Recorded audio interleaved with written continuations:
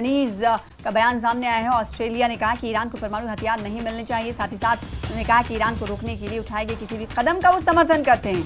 यानी ऑस्ट्रेलिया इस वक्त इसराइल का साथ देते हुए दिखाई दे रहा है, समर्थन करते हुए दिखाई दे रहे हैं। ऑस्ट्रेलिया ने सीधे तौर पर कहा कि हम अब भी संवाद और कूटनीति की अपील करते हैं। और कल हमने देखा था कि ईरान की तरफ से ये कहा गया कि इसराइल ने कूटनीति और बातचीत का रास्ता जो है बंद किया था और अमेरिका ने हमला करके उसे खत्म कर दिया। लेकिन अब ईरान के हवाले से ऑस्ट्रेलिया क्या कुछ कह रहा है वो आपको बता रहे हैं। ऑस्ट्रेलिया की तरफ से कहा जा रहा है कि हम अब भी संवाद और कूटनीति की अपील करते हैं। और साथ ही साथ बड़ा बयान ऑस्ट्रेलिया ने दिया कि ईरान को रोकने के लिए जो कदम उठाए गए हैं उसका हम समर्थन करते हैं, हिमायत करते हैं। ऑपरेशन मिडनाइट हैमर के समर्थन में ऑस्ट्रेलिया नजर आ रहा है।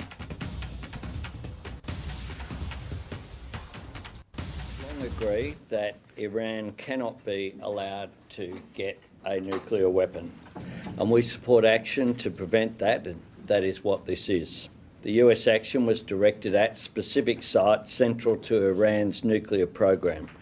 We don't want escalation and a full-scale war. We continue to call for dialogue and for diplomacy. तो आपने सुना, मिडनाइट हैमर के समर्थन में ऑस्ट्रेलिया उतर आया है। ऑस्ट्रेलिया के प्रधानमंत्री एंथनी अल्बनीज का बयान आपने सुना। उन्होंने कहा कि ईरान को परमाणु हथियार नहीं मिलने चाहिए किसी भी कीमत पर। और साथ ही साथ जो अमेरिका की तरफ से कदम उठाया गया रात के ईरानी वक्त 2:30 बजे, वो बेहद सटीक था। उसका मैं समर्थन करता हूं, ऑस्ट्रेलिया समर्थन करता है, ये कहते हुए नजर आए ऑस्ट्रेलिया के प्रधानमंत्री एंथनी अल्बनीज। साथ ही साथ ऑस्ट्रेलिया की तरफ से ये भी कहा गया कि हम अब भी, यानी इस वक्त भी जब दोनों मुल्कों के दरमियान जंग शिद्दत इख्तियार कर गई है, जंग गहरा गई है, इस बीच भी हम संवाद यानी बातचीत और कूटनीति की अपील करते हैं।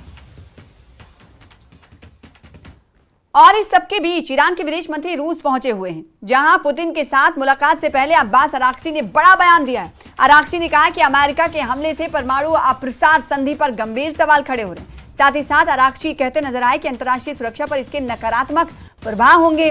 साथ ही अराक्ची की तरफ से कहा गया कि अमेरिका का हमला यूएन चार्टर का उल्लंघन है। जब अमेरिका की तरफ से ईरान के एटमी साइट्स को निशाना बनाया गया, उस वक्त भी ईरान ने यही कहा था कि जो चार्टर है, यूएन चार्टर, उसका उल्लंघन है अमेरिका का हमला।